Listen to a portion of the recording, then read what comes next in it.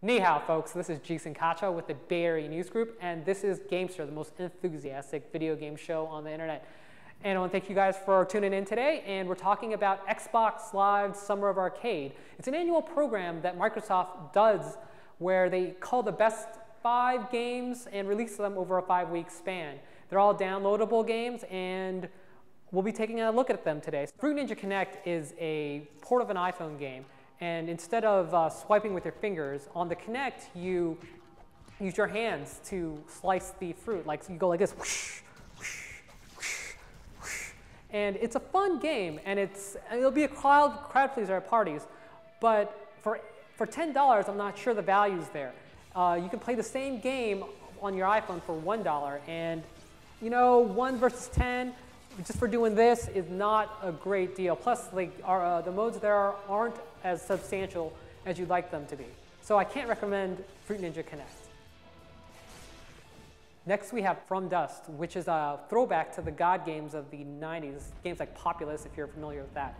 The game lets you play as a entity called the Breath, and you basically move dirt around or move water, and you have to guide your people to these different totems throughout the maps. And once you get these totems, once you get them to the totems, you can advance to the next level. The game needs a little more dynamicism. It starts off well, but then it kind of peters out a little bit. And I wish there was better music or something that kind of pulls you in a little bit better.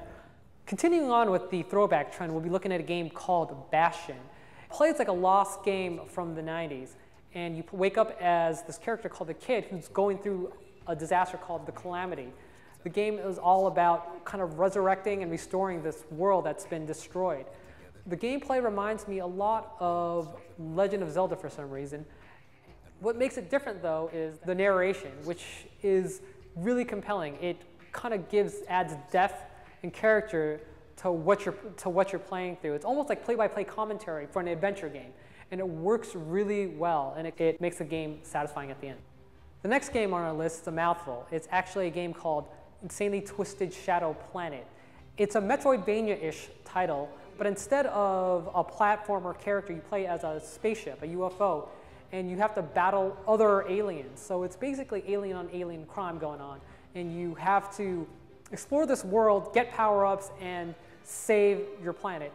But what separates this game from others is the silhouetted art style taken from games like Limbo.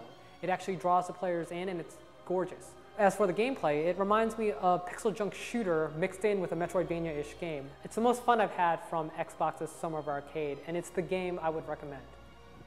We've been trying to get this in the show every week, but it's always been scrapped. But we're doing a question of the week. What is your favorite Summer of Arcade game? Mine is Braid. I want to hear what yours is. And remember, I'll be judging you based on your answers.